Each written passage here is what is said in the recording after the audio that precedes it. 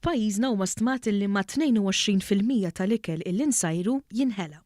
Sostna dan il-kap eżekuttiv tal-Istudji Turistiċi Pierre Fenek meta tlieta filgħodu l-ITS flimkien mal-Malta Business Bureau nidew kollaborazzjoni sabiex jieħdu sehem fil-proġett tal-Unjoni Ewropea LIFE FOSTER li għandu l-għan li jnaqqas il-ħela tal-ikel fl-Unjoni Ewropea. Huwa stmat li 22% tal-ikel jiġi wasted. Il-proġett huwa twil 3 snin u għandu investiment ta' €1,600,000. Il-proġett se jagħmel dan permezz ta' analiżi totali li tinvolvi l-edukazzjoni tal-kokijiet u tal-ħaddiema li jaħdmu fil-kċina.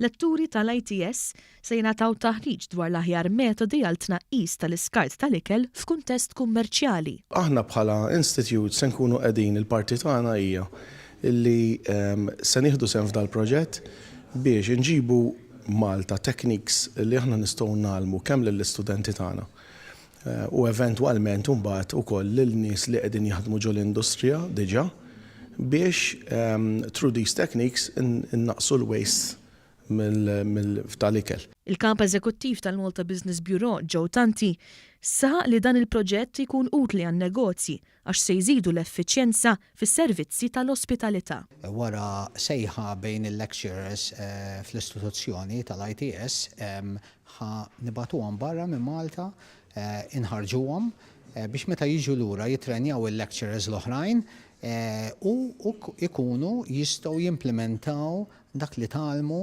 L-iskart tal-ikel li madwar id-dinja jlaħħaq 30% sar priorità ewlenija fuq l-aġenda Ewropea bila naħħari jkun illi jitnaqqas ukoll l-ammont ta' skart.